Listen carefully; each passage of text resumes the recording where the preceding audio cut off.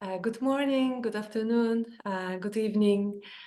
Today my guest is Norma Guadalupe Santos, and Norma is a curandera, and she's a third generation curandera, and she also works in a hospice, and she has been nurse for over 25 years, and she's just an amazing healer who is doing ceremony and rituals and just doing a lot of good work in the world. And before we start, I would like us to close our eyes for a moment and just take a breath and enter this inner space, our inner world or our inner sanctuary, however we call that. And for a moment, be with this space. Feel yourself. Feel your sacred breath entering your lungs and then going into every part of your body.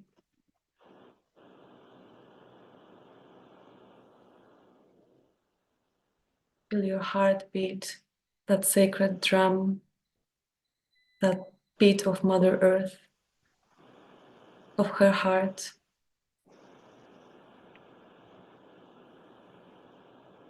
And into this space, I would like to invite our ancestors, those who guide us, our spirit guides, those who help us. I would like to invite the sacredness of who we are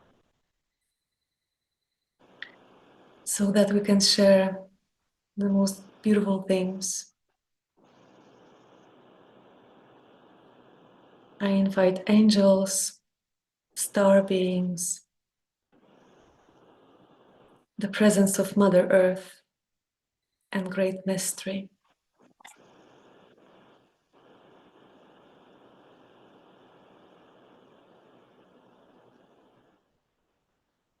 Take one more breath into your body.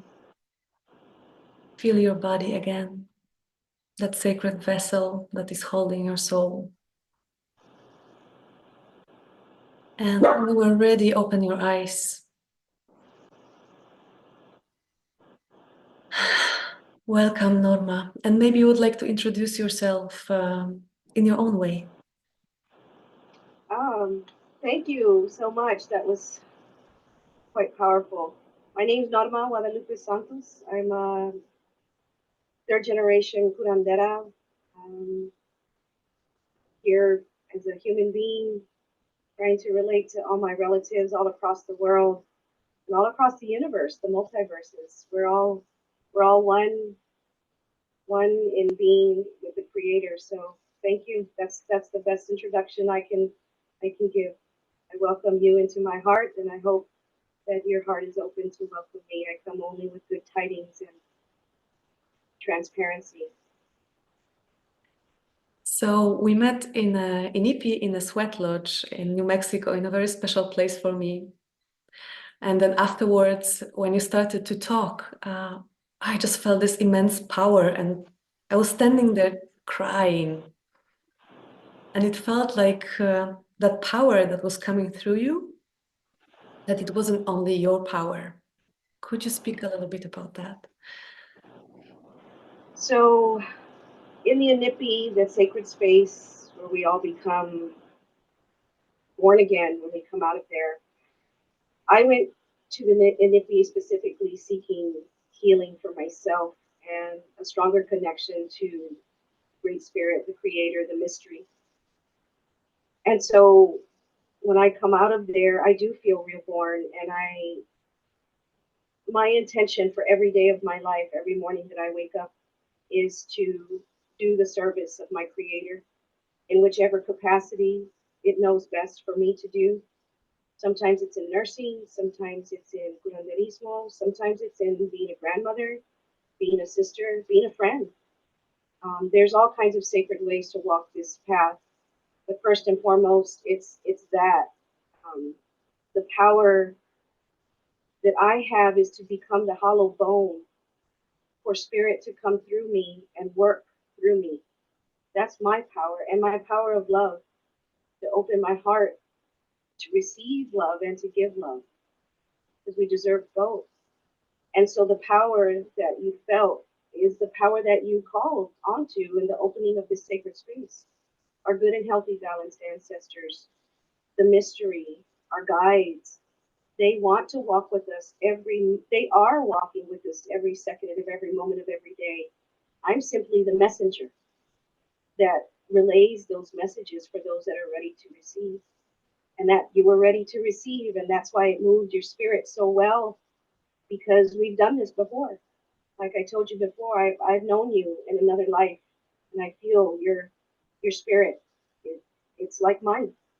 So I'm honored that it moved you in that way, but it's not just my power. You're absolutely right. That comes from something much, much bigger than what I am. My superpower is my love, my capacity to love, my capacity to receive love from a healthy place.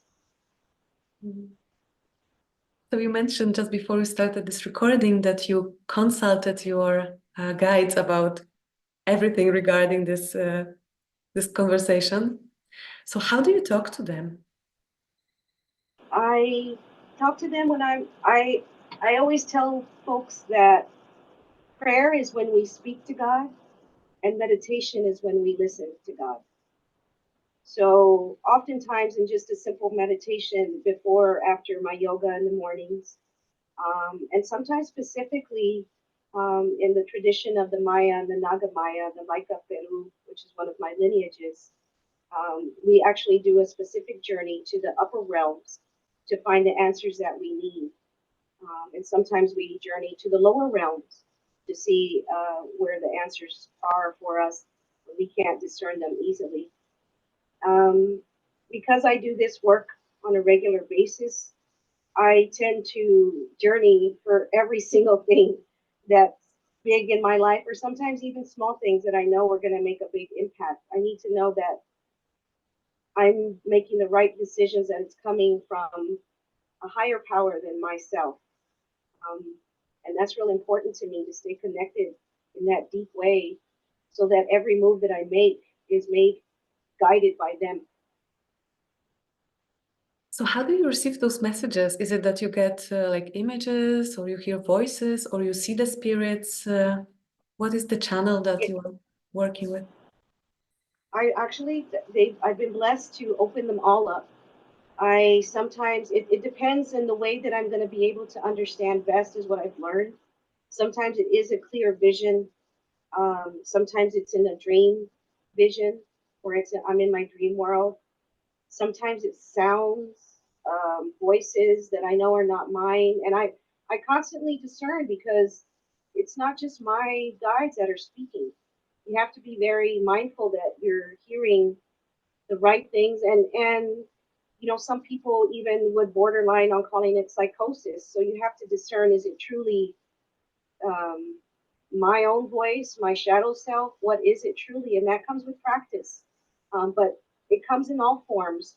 Um, Even as simple as, you know, I'm driving my car and I'm like, I don't know which way to go, left or right. And I literally recognize the blinker in front of me signaling one side or the other. I take every single thing as a sign, every single thing. I ask for discernment at all times so that I'm discerning God's intention and voice for me, and not just my own or those of lower vibrational entities or beings, because they do exist and they're out there. And how do you know which one is which? Trust my intuition. I trust that God part inside me that resides in my stomach. Our digestive system, our stomach is our primal brain that forms inside us, that forms first, even before our heart or our brain in utero. That is what most animals in their formation form first is their digestive system. That's why we get that saying. There's a saying in English. I felt it in my gut. It was a gut feeling.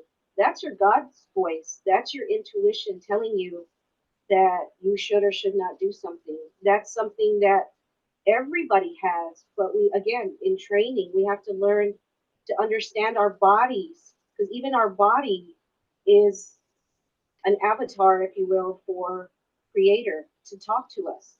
If my right side of my body hurts, I know it's something that has to do with the masculine, because the right side has to do with masculine. If my foot hurts, I know that that has something to do with my inability or my ability to move forward. It's something that you practice as a healer, to be so in tune with spirit that every single move you make or your client makes or has is related to their help, their need for help.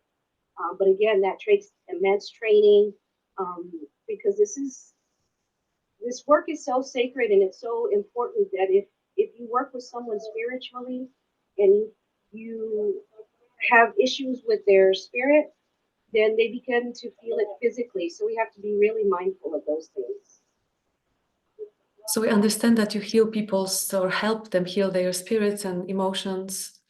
Do you also work with the physical body, like with the physical symptoms? Of course, they're all related and one doesn't exist without the other. So Right. Yeah. And that is, from my understanding, and again, every healer, every curandera, doesn't matter what language you speak of, when you speak of healers, everyone's gifted in their own way. So you could have 10 students from the same lineage, from this learning the same technique, but they're all going to come out of that doing it their way, because just like the creator made us, we're all the same as humans. We're all unique as the beings that are human.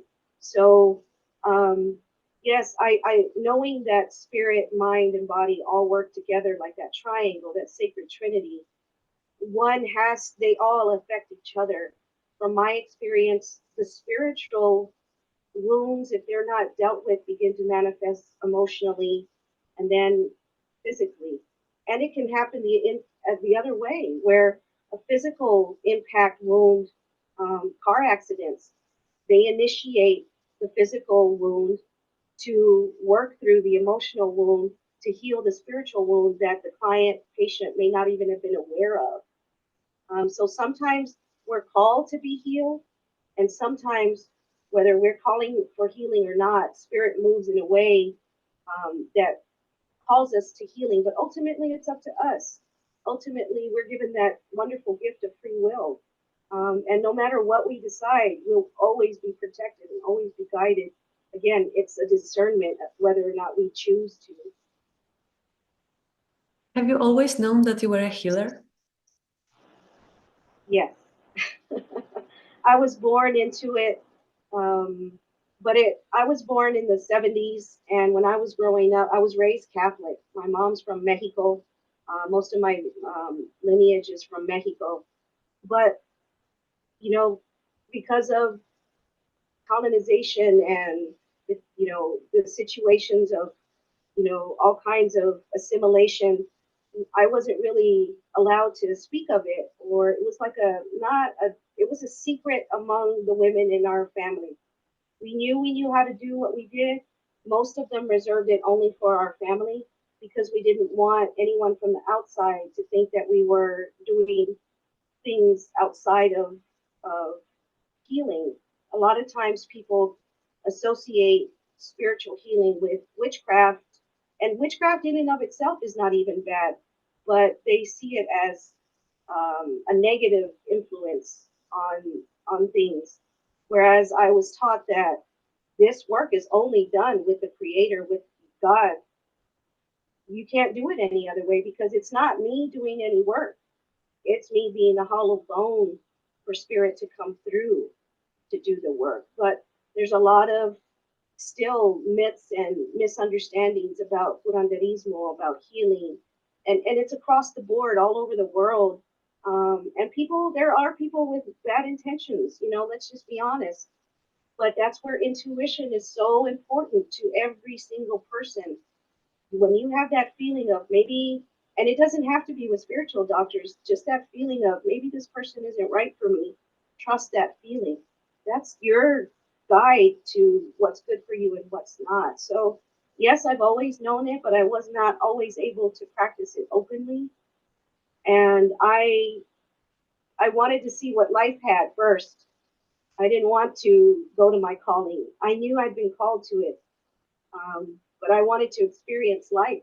I didn't want to just always be doing the right thing. I wanted to do things that maybe weren't so good for me, but they all serve their work for spirit, because everything that I've experienced, good, bad, and indifferent, hardships, difficulties, they've all given me the experience and the wisdom that I needed to be able to come back to center, which is where I'm at now, to complete the calling that I've been asked since the day I was born. So I came full circle and I went way away from center, and I've been down some very dark, dark paths. And it's been a very difficult. I almost didn't make it, but I am here and I'm grateful for all the experiences, even the difficult ones. So what were the difficult situations that you were talking about? I got pregnant really young. I was 14 when I got pregnant. My son was born while I was still 15. I was a teenage mother. I got involved with drugs and alcohol. My first marriage was very difficult. He's passed on now. I speak of his life, not his death. May he rest in peace. But it was difficult for me. And I went down those really dark places of, shadow self. And I did not reach out to my creator to heal those places. And the wounds just got deeper and deeper. And then around the age of 40, 41, I remembered sexual abuse that had happened to me at a very young age. And it almost pushed me over into psychosis, because it was something that I clearly had not remembered at all. My body and my mind had tucked it away, but my heart said that it was time to heal it. And so that was the most difficult, is coming to terms with what had happened to me in that way.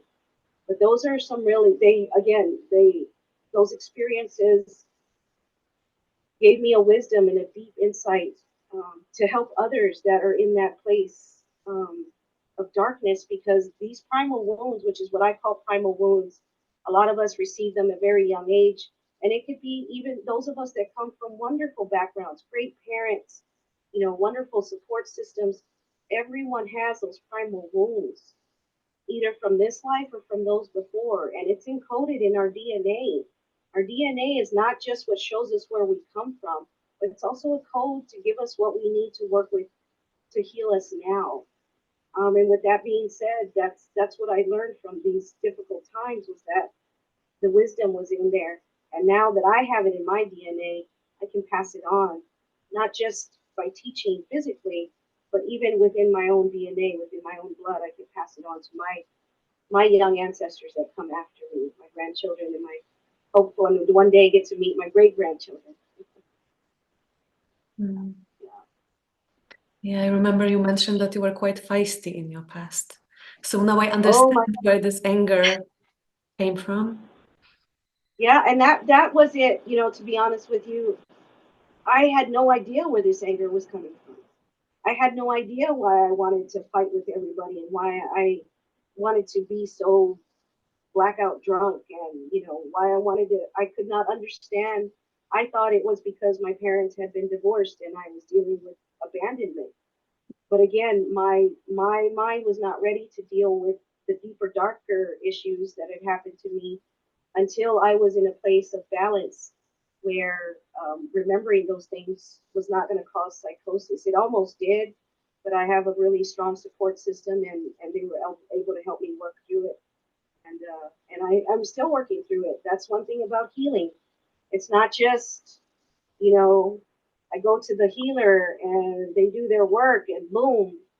No, there's a lot more that takes to do that work. And I always tell my clients, my patients, my curanderismo clients and patients, I'm just a little piece of it.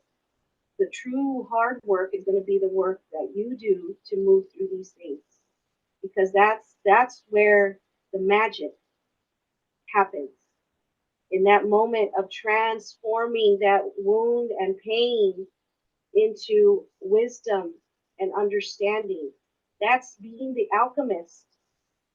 And in that is where people see the lights and the spirits. It's in that sacred work and in your faith. That's not something I do. That's something that each and every one of us has to be able to do that work within ourselves. We just forgot. And so us as healers, curanderas, whatever they're called, shamans, we just guide you to remember what you already know. We're just the hollow bone. It's in each and every one of us. Norma, so when you had those difficult experiences and then at one point you just reached out for help, and that's how your journey started, of like back home to yourself? I literally came back home. I was, living on my own, had my own place, and my mother is a curandera. She's a healer too. Um, she's the one that taught me how to speak to the stone people, how to speak to the plant people. She's the one that taught me my first, my magic. She's the one that taught me how important it was to be connected to the mystery, to God, to the Creator. That there was nothing more important than that. She was my first teacher. And so when I was lost out in the world and I couldn't find my way back to what I thought was me, I came home. I came home in a very depressed. I wasn't eating. Couldn't work anymore. My depression was so great. I just wanted to die. And it wasn't because I didn't want to live. It was because the pain had gotten so great that I literally came home to my mommy so that she could help me heal myself. And she did. She fed me good food, food from the garden. She gave me love. She sang to me, to my spirit. She brought me out of that deep, dark place that I had created myself. And in that, I began to see all the ancestors from before, my grandmother, my tias that had passed on. And I realized that I had a sacred mission, and I didn't know what it was at the time, but I knew I had to come out of that darkness. And my mommy literally gave birth to me again. She gave me life again, and that's how I got here. She brought me back to the beginning. I was born again with my mommy, and then I started the work. I started coming back to her ways and praying with her every morning and giving offerings and making my altars again. Mommy healed not just my mind and my body, she healed my spirit. It's beautiful. So we were lucky. Blessed. Yeah, Yes. blessed. Yes. Yes. So what would you say a young person who's depressed and doesn't know how to find their way in the world, who are lost, and there are so many teenagers now and young people who are completely lost and they don't see the purpose and they are in pain. And what would you advise them? Oh, my babies. My babies, my babies. You are so loved. So, so loved. The angels, the creator, me, all these healers and curanderas and shamans, we pray for the whole world. The whole world, including you, my lovelies. There's light inside you. When you can't find the light around you, it's inside you burning. It may just look like a little spark to you, but to me, it's like a flame. It's like a bonfire. And all we have to do is reach just a little bit outside of that darkness and ask your creator in any way that you can for help, and it will come. It's already there. You don't even have to ask for it. It'll already be there when you're ready. You are so surrounded by love. So surrounded by love. So many grandmothers, we pray for the whole world, not just our bloodline. All of them are our children. They're all my babies. And when one hurts, we all hurt.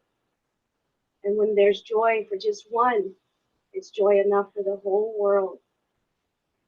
And so for those that are still in the darkness, I'm here. We're here. And we hear you. And we're coming. coming. And if you have to lay down and rest, you lay down and rest. And when you're ready, you get back up. There's nothing wrong with resting through the dark times. That's why we have winter. Nature herself teaches us how to rest in the difficult times.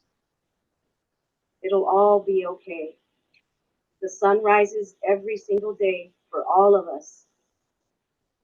It'll be okay. That's what I would say. Thank you. That was beautiful. Norma, you mentioned that when you were born, you were dedicated to Guadalupe, Yes. the Virgin of Guadalupe. Can you say a little bit more about that and who she is to you today? Oh, my mother had already had two sons. I have two older brothers. And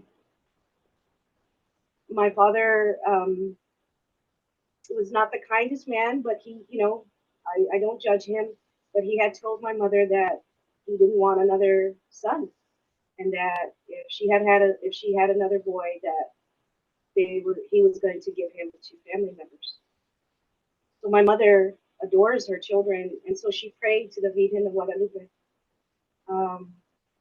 to have a girl, and that if her prayer was answered, that she would dedicate me and dedicate a name to be Guadalupe. So that's how I got the name Norma Guadalupe. Was an answer to my mother's prayer when I was born.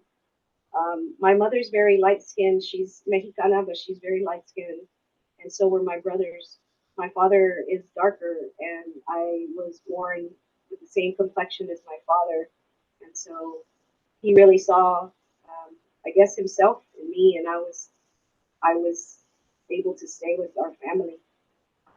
And so I was dedicated to the Virgin of Guadalupe. And when I was born, my family lived near a river in Texas called the Guadalupe River.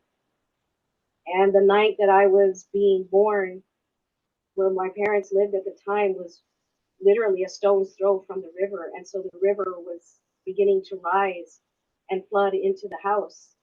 And my mom says that every labor pain that she had, there was thunder and lightning. And she became concerned that was I going to be born in the river itself. Needless to say, help came before it got too bad. But that's the story of how I was born and named Guadalupe. I was named after our great mother, but also after that great river that runs through Texas. She's a powerful river. And as far as the Virgen de Guadalupe, what she means to me, she's our revered mother. She's, in our Mexican culture, she's the Empress of the Americas. She made a new nation she made a new people with the old and the new, the old being the indigenous of us that were already here, and the new being the Spaniards who had came. She made a new people, a stronger people. She made us, and we are the strength of both great, great peoples all rolled up into one. And for us, that's why we have such reverence for her, because she united our people. She gave a voice to those of us that didn't know who we were. We weren't Spaniards, and we weren't just indigenous anymore. We were her children now. We were the children of our great brown mother who cares for us and loves us. And, the story is in the Juan Diego and the Virgen de Guadalupe, how she appeared to him. That says it all for me. She's our great mother. And whenever I'm at my, because I'm still human, and I have heartbreak and heartbrokenness, I go to her. I go to her and I light my candle and I cry to her, and she consoles me. And I have a beautiful human mother. She adores me and I adore her. But this is my celestial mother, and she heals me in a way that only she can heal me. She's my divine feminine, and that's how she's represented for me. That's how I see her. She's the divinity that I seek when I'm at my deepest, lowest moments of grief. It's her that saves me. Thank you. And that story of her appearance is so amazing when she came to Juan Diego, and then there were roses growing in the snow, and he puts the roses in his cloak, and then on this cloak appears this image, which until this day nobody knows how it was created, that the paint is not known, and there are no brush strokes, it's just like an imprint. And there is so much magic in this image of her. Exactly. Yeah, she is the magic. She is the magic. So she acted like a bridge connecting the past to the present in a way, or to the future even. Like this All great. three. Mhm. I perceive her as this like great womb that right now, this new consciousness that is coming out or arising or being born in the world, that's who she, like that's the portal for that new consciousness, that great mother energy that's Yes, accepting and nourishing and absolutely. That's the kind of nourishment that this new collective consciousness is gonna need to support it as it's coming in. Um, it's been patriarchal for a long time, but it wasn't always so. We, again, as humans in this society and other societies that have existed, other sentient beings that have existed on Earth way before humans and alongside humans, very many thousands, millions of years ago, we again are in cycles, and it depends again, free will on how we nurture the cycles that are coming. Using there's so many ways to see that, and a lot of shamans and curanderas who are that linked are our guides in that spiritual path. But again, trusting our intuition as to what guides and what shamans, what curanderos to go to, because not all of them are authentic. A lot of them are not, and it's very important for us to be mindful not to get caught up in what we think it should be or what others tell us. We have to trust our intuition. how do you see this role of the women right now and role of the feminine aspect in this world that is burning, as we can see all around us? Yeah, I see it as with any role that we choose to take part of. It's a very delicate role. There's times when we need to be nurturing and loving and and having that peaceful sentiment like the Virgin of Guadalupe, right? But then there's sometimes when the feminine is called to be stronger and more more forceful, but not forceful with hands, in a spiritual forceful way, like Kali Ma. There are times when we need to build up, and there's times when we need to force through spiritually to get to the other side. And that has a lot to do with what we already know as shadow work. There's times when we need that delicate, loving way, like the Virgin of Guadalupe, that nurturing. And then there's times when we need that spirit of Kali Ma or Medusa, where there are things that need to be shattered so that the stronger new part can come in. So it's a very tedious and delicate role that we've come upon. Some people need nurturing. Some people need that gentleness to come out of the darkness, and some need that strength to push through barriers that they may have already built for themselves, or society or culture has built around us. Not all of us women are free.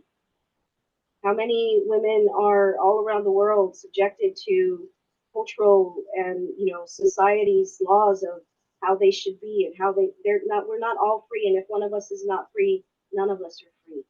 And that's what I'm talking about. That's when the spirit of destruction is important, but not destruction in a warlike way. That's a patriarchal.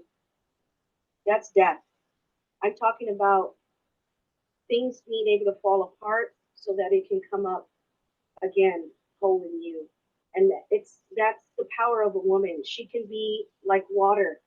Again, water is always at the base of us as women, because water has the power to force through and shape like when it's coming through in the flood, but it also has the capacity to sit inside a cup, gentle, waiting for you to bring it into yourself. So again, calling on the spirit of water and realizing that the spirit of water has its own essence and its own spirit. We too can take the lesson of the water itself. Do we need to be strong and push through, or do we need to be gentle and give them nourishment? Using all those facets of the feminine qualities, of this feminine ability, we have our role to serve humanity. As a woman, we have something that men do not have. We complement them just as much as they complement us. They hold the strength to be able to hold sacred space for us, to keep us safe, to do our work. And we as women need to be mindful of the men that are out there, those divine men that need that help with that work. Most men and a lot of women feel that the feminine quality is weak. It is one of the strongest qualities one can have. It's not easy to be kind to everyone. It's not weak or easy to love everyone, no matter what their wounding is. That takes a strength that, if we tune into our feminine divinity, is there. Whether you're a man or a woman, we all have both facets. And it's important for us to keep those in balance, our divine masculine and our divine feminine, so that we can walk that red road before us in a good way. Because we're all just trying to get to that other side together, whatever the other side is for you. But it's that's important, is keeping the balance of the feminine quality that requires love and that requires change, because change can be chaotic, it can be difficult. But if we do it in a nurturing way, we can all hold each other through the change. Thank you. When I met you, there was also your husband there, Dan, who was a firekeeper for the Inipi, for the sweat lodge. And then you shared the story of how you met, maybe not met, but how you decided that this was the man for you. Could you share that story? Because it was beautiful. It was. So my husband and I had been friends for a long time, and we had actually worked together. He used to be a nurse as well. And when we began dating, he wanted to get married right away, but because of my wounds, I would tell him yes and then no, and then yes and then no. And so I said, I prayed one night and I asked our creator, I need to know if he's really the one. I, believe it or not, had many years before I met my husband, wrote down every single thing that my husband was going to have, down to the mole on his neck. And Daniel came with all of it. Why did you want the mole on his neck? So I would know it was him. In a specific place, in a specific spot in his neck, so I would know. Because if anybody else came with all the traits, but not that mole, that was not him. Okay. So he came stamped. So it was near Christmas time, and I oftentimes do serve the homeless by trying to help them with whatever they need. In this one particular time, my husband, well, he was my boyfriend, I guess, at the time, Daniel. We had gone to the store, and there was a gentleman who didn't have a lot of money, but he had a lot of dogs with him, and he was homeless. And he asked me in Spanish if I had any money to give him to feed his dogs. And I told him that I didn't, but I would, when I came out of the store, that I would give him money.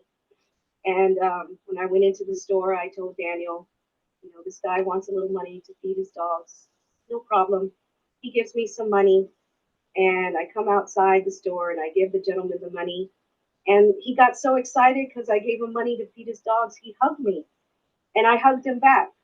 And the gentleman realized that Daniel was with me and kind of got a little taken aback and excused himself for hugging me because Daniel's my man.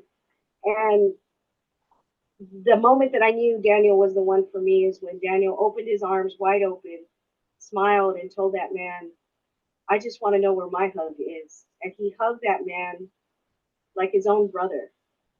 And that's when I knew that he was the one that was supposed to walk with me, because I had had other boyfriends that I had tried to have help me service those that are less fortunate. And they did it with kid gloves. They were scared to.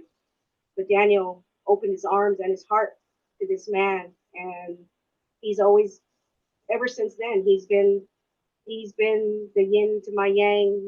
He's been everything. He's compliments me in every way. And he's the one that can pull me out of when I'm not thinking right. He's the other part of me. And again, like I said, living in that femininity is wonderful and beautiful, but sometimes we need that masculine divine to pull us back out of the spirit realm, because we're working both realms, the physical and the spiritual, and we need to be here. And men are really good at pulling us back to this physical realm. A beautiful story. And I remember when Daniel was asked about how he felt being with such a powerful woman. And his answer was that it's beautiful and that he really supports you in all of your work. And that was really hard, touching. Yes, he does. He actually he was not raised the way I was with Curanderismo. So when I went to learn at a Escuela de Curanderismo in New Mexico, that's how I ended up in New Mexico.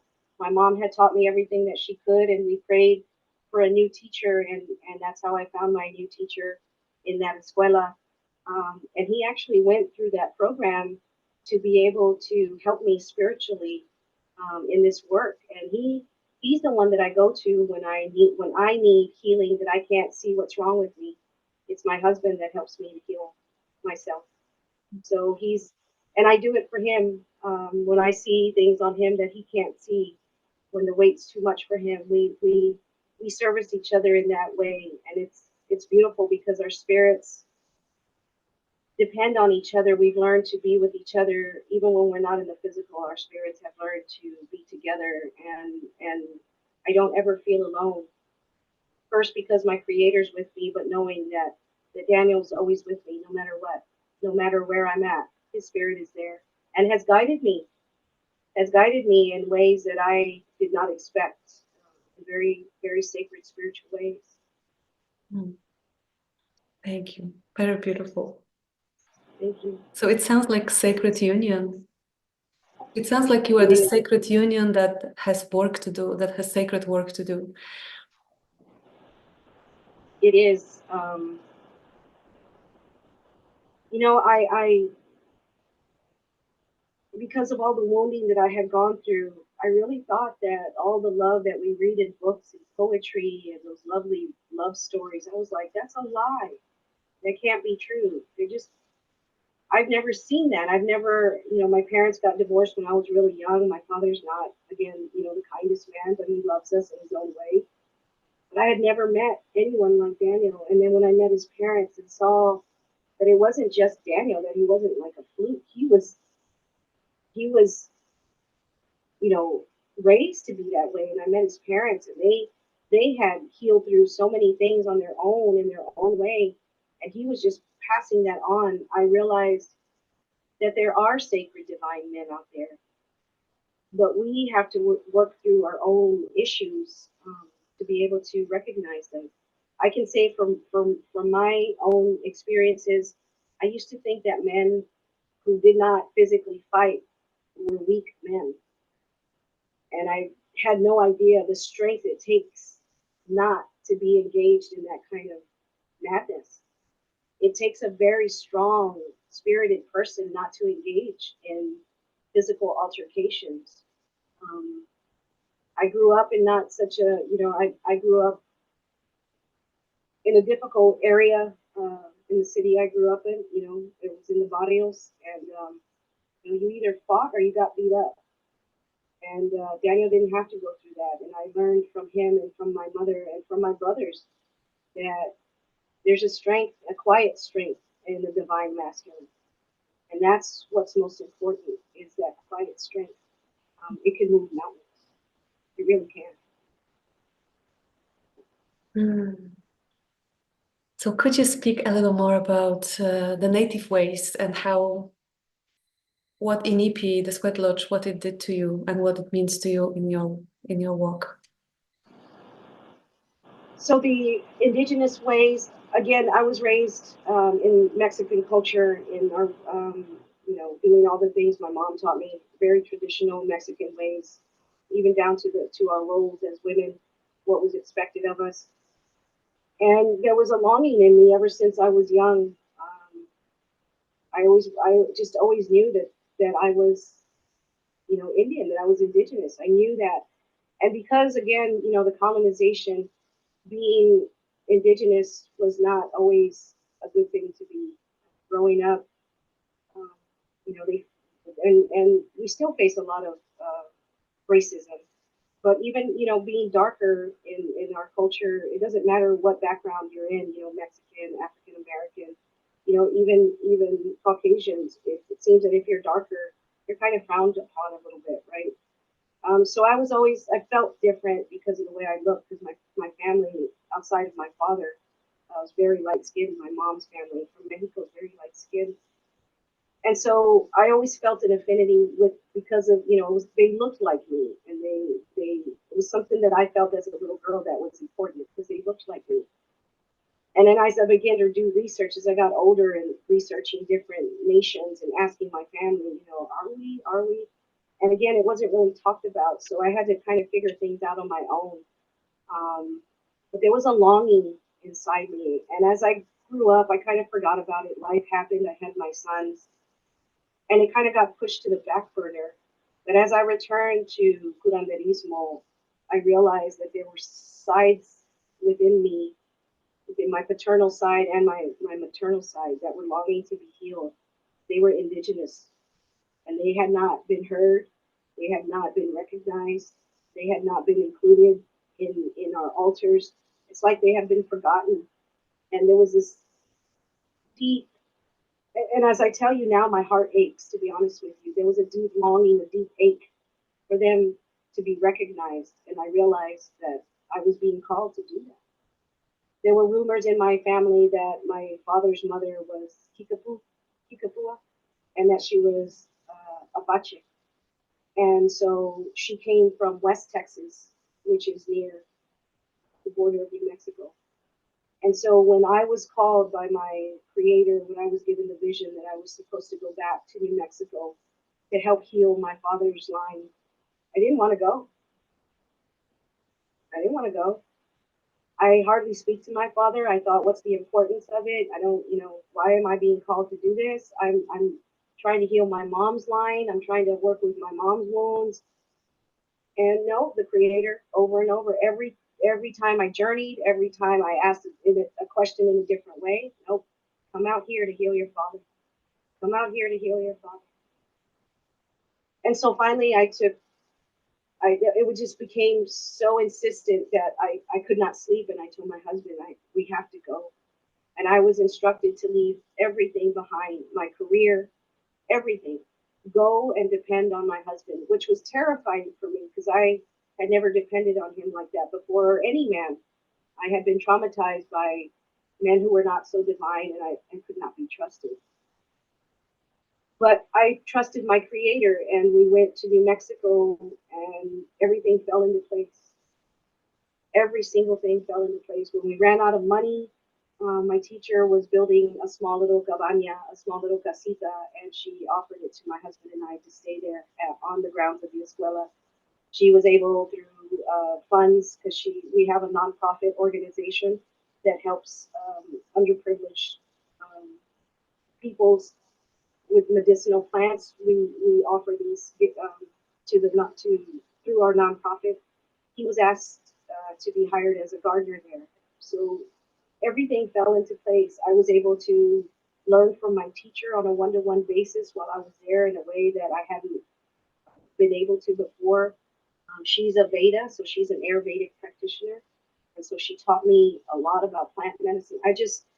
Every single thing fell into place because I took the chance and trusted my creator.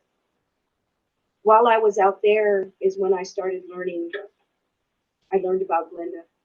A friend of mine wanted knew that I wanted to go back in the indigenous ways, and she told me about Glenda's Yoshpe and the Inipi. And so finally I went. I knew that it was something had to be done because I had been given visions of it. And so the first time I went without Daniel. He could not go. He wasn't ready to go. And he was not supposed to go with me the first time. And when I went the first time, and they closed everything, and I was in the womb of our mother, and I heard them sing,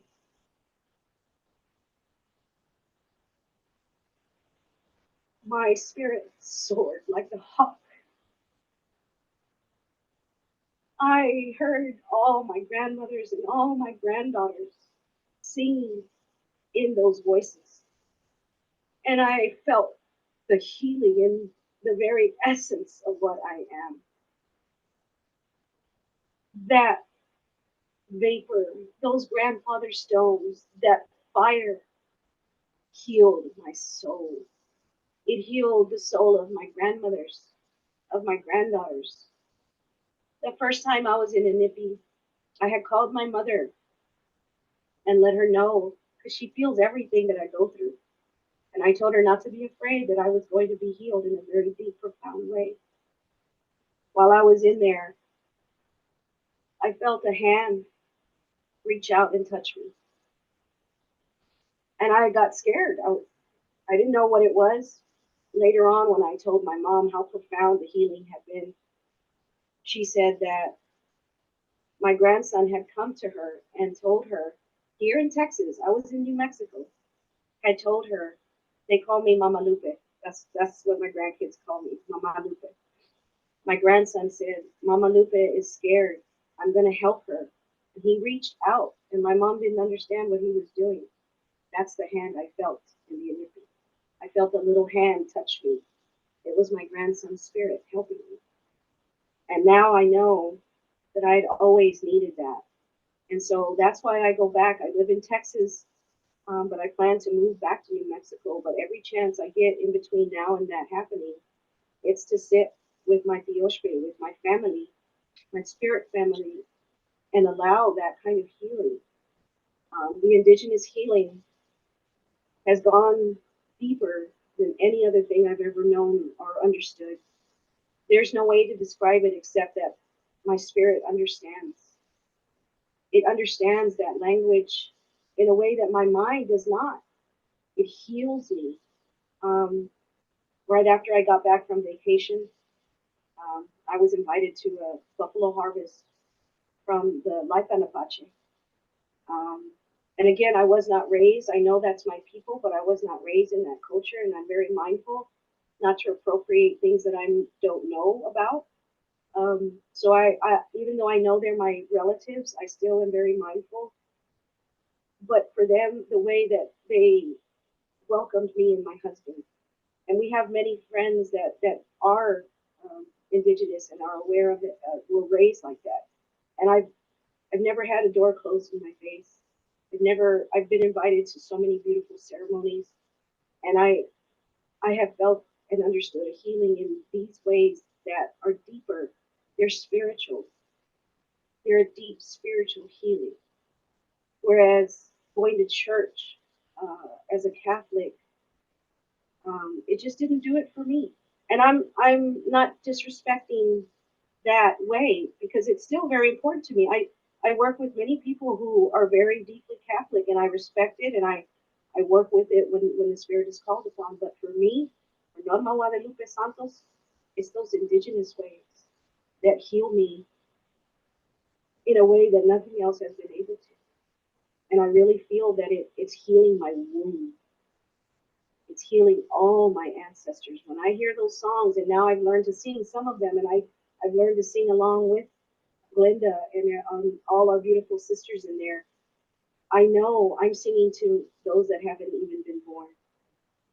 I'm healing them before they even get here. And that's what's important to me, is knowing that this is healing 7 generations behind me, 7 generations ahead of me. That's the sacred work I'm doing. And that's why I do the indigenous ways. Thank you.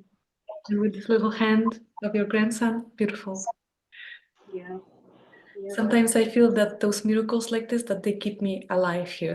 It's really, that this life is worth living because of this beauty that is happening, all those synchronicities and all this like little miracles and magic that's unfolding. Right. Yeah. That is where the magic is. The magic is in a butterfly landing on that flower. The magic is that beautiful little bee making that honey. Those are things that scientists, they know how it works and they'll tell you the projection and everything, but no, I want people to look at the magic of it, because that the magic of a raindrop falling, that's magic. It's all around us. It's whether we can choose to see it or not. It's up to us. It's true, even the way we are born, like we come from these two cells and then they merge together and they multiply and then this little baby comes out. This is magic in itself. And then we walk around like as if nothing happened. And it's so normal and nobody thinks about this miracle of life, that we are all miracles. Absolutely. Absolutely. And I think because culture and society focuses on materialistic things, when you were talking about those that are depressed, I see them all the time. I have my own family suffers through depression. I suffer through it. And I feel like a lot of it has to do with that we weren't given that foundation and that structure of spiritualism. That no one taught us how to be created to something bigger than us, outside of us. And that's where we tend to get lost, is when we think we're all alone and we think we're not, that nobody cares, that nothing's connected to us, because we're looking for something tangible, something physical. And it's right there. The wind itself, when we call in the sacred winds, when we do sacred work, the winds themselves are alive. The water itself is alive. The sun, the moon, they are sentient beings, and they surround us every single moment of every single day. But we want that human, that tangible human. So again, it's a matter of choice, when we go into those places. And I think that's why there's been such a deep call collectively for the women first. We're the nurturers. We're the nurturers. And if we go back to those ways, I really feel like this world needs nurturing while it's being born again, because it does feel, as a collective, again, the consciousness, a lot of people call it, Buddha consciousness, Christ consciousness. We all have it. It's becoming aware that we have it. That's what's happening right now. That's what's happening. People are waking up, and it's up to us to help guide those that still can't see. It's like they're waking up in the dark, and we have to help them see that light that's inside them already, because it's always on. It's always there. It never goes away. But we need to guide those that can't see yet. So you also work in the hospice. So what is your belief after death? Like what happens to us when we die? You are meeting with this every day, so you have really close Yeah, connection. I do. It's a blessing to be a hospice nurse. It's just as important as being at the beginning of life. Being a partera, a midwife, or being that nurse that receives new life. Um, this soul is going to be born again into something else. And the way it's very important for us to hold that person in a good space, so that whatever they're being born into, there's love, and there's a great capacity for compassion, because they're afraid to die. That's the first thing I hear. I don't know how to die. I'm afraid. And I always tell them, when you were born, you didn't know how to live, and look how well you did. And so you shall in your death, because you're not alone. They see their past relatives come for them. They see visions of those spirits who have passed on coming back to guide them. They see beautiful things. Not all of them see beautiful things. Some of them see things that frighten. But I think that has a lot to do with fear. in and of itself, how it presents itself to these individuals. But just giving them a beautiful, painless transition into their next journey and supporting their family so that they can support the patient. We do it through comfort medications. We do it through, having someone go out there and help them. A lot of them just need volunteers. They need to be able to talk about whatever it is that they need to talk about. My work is sacred in the hospice. It's not just my curanderismo that's sacred. It's my hospice work that's sacred because I'm helping this person journey into their next realm. And if I can make that journey as peaceful and loving as possible, then I've done my work. And do you see those ancestors that are coming for them sometimes? That are gathering? Oftentimes. That's usually how I am able to open up that dialogue of, have you been dreaming of ancestors or people who've passed on? We have to do it in the capacity that they understand. There's a lot of Christians that don't believe in that, so I'm not going to go into something that's not familiar for them, especially in that time of their lives. So I pull it into the context that they understand.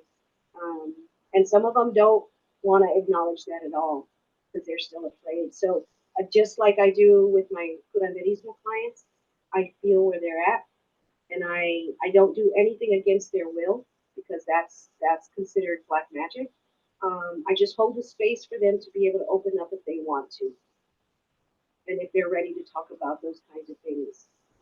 But never forcing, never pushing. They're already under enough stress. But most of them, if not all of them, have been ready to have that talk. So there are accounts that people after death, they see this light at the end of the tunnel. And sometimes I think it's like when we are being born here and we come through the birth canal, and there's light at the end of the birth canal, and there are people who, our loved ones, that are greeting us. So sometimes I see it as that, that we're going through this birth canal. And on the other side, there are our loved ones, and they are kind of greeting us in the other world. Mm-hmm. Absolutely. Yeah. It's just like when we come out of the inipi, when you're born back into that light. It's just like that. You have people on this side, when we're coming out all together, you have people on this side, but you also have people greeting you on the other side. It is literally exactly like that, being born again. And there is light at the end of the tunnel. So is there anything else that you would like to add at the end? I just want to thank you, first and foremost, for being such a gracious host and for being such a beautiful spirit. I really want to thank you for doing these interviews because I think it's really important for people to know that they are loved no matter what, and that people are praying for them no matter what. And I'm just really grateful for this path that I decided to walk on again. And just really grateful because, when we have gratitude in our hearts, joy follows inevitably. And I want everyone to feel that joy, that gratitude that the Creator can instill within our hearts. And even if they can't feel it right now, I want them to know that it is here, and it's always here whenever they're ready. So just gratitude and love, what I have in my heart. Thank you. Okay, so let's close our eyes again for a moment and feel your inner space again.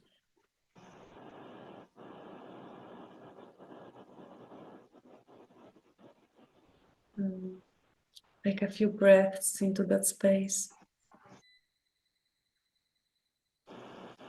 And I would like to thank our ancestors for joining us today. I would like to thank our spirit guides, angels, the Virgin of Guadalupe, and all the beings that were here with us today. And I would like to thank our hearts and all of the hearts that will connect to this interview and that will join this circle.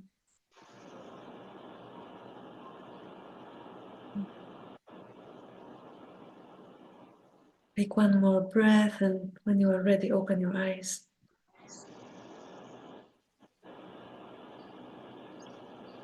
Thank you, Norma. It was an honor and a pleasure, and I'm just totally happy. Thank you. I'm so glad. Thank you for everything.